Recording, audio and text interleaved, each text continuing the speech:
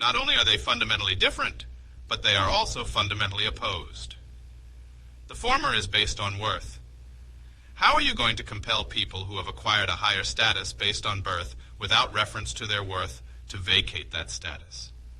How are you going to compel people to recognize the status due to a man in accordance with his worth, who is occupying a lower status based on his birth? For this, you must first break up the caste system in order to be able to establish the Varna system. How are you going to reduce the 4,000 castes based on birth to the 4 Varnas based on worth? This is the first difficulty which the protagonists of the Chaturvarnya must grapple with. There is a second difficulty which the protagonists of Chaturvarnya must grapple with if they wish to make the establishment of Chaturvarnya a success. Chaturvarnya presupposes that you can classify people into 4 definite classes. Is this possible? In this respect, the ideal of Chaturvarnya has, as you will see, a close affinity to the Platonic ideal. To Plato, men fell by nature into 3 classes. In some individuals, he believed mere appetites dominated. He assigned them to the laboring and trading classes. Others revealed to him that over and above appetites, they have a courageous disposition. He classed them as defenders in war and guardians of internal peace. Others showed a capacity to grasp the universal reason underlying things.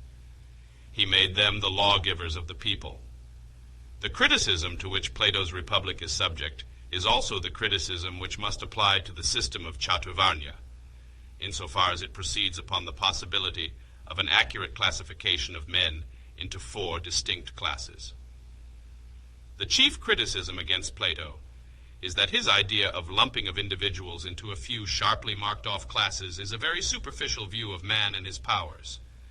Plato had no perception of the uniqueness of every individual, of his incommensurability with others, of each individual forming a class of his own.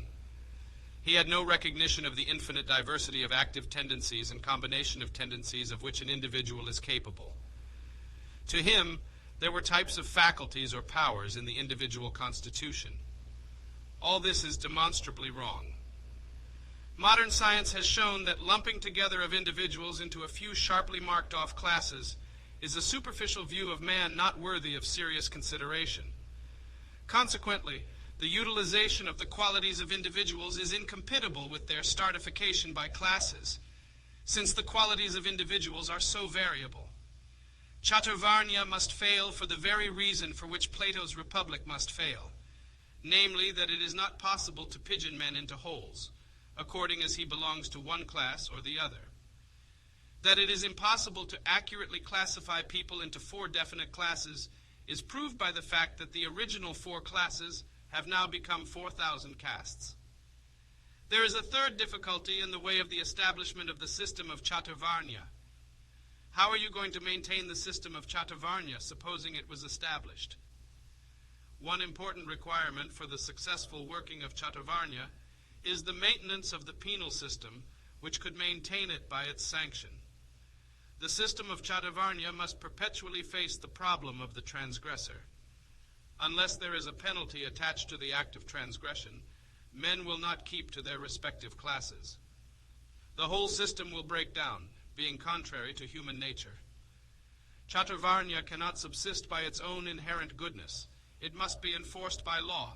That without penal sanction the ideal of Chaturvarnya cannot be realized is proved by the story in the Ramayana of Rama killing Shambuka. Some people seem to blame Rama because he only and without reason killed Shambuka. But to blame Rama for killing Shambuka is to misunderstand the whole situation. Ram Raj was a Raj based on Chaturvarnya. As a king, Rama was bound to maintain Chaturvarnya. It was his duty, therefore, to kill Shambuka, the Shudra, who had transgressed his class and wanted to be a Brahmin. This is the reason why Rama killed Shambuka. But this also shows that penal sanction is necessary for the maintenance of Chaturvarnya. Not only penal sanction is necessary, but penalty of death is necessary.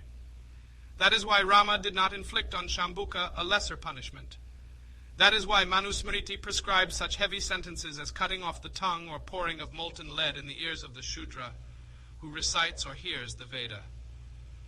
The supporters of Chaturvarnya must give an assurance that they could successfully classify men and they could induce modern society in the 20th century to reforge the penal sanctions of Manu Smriti.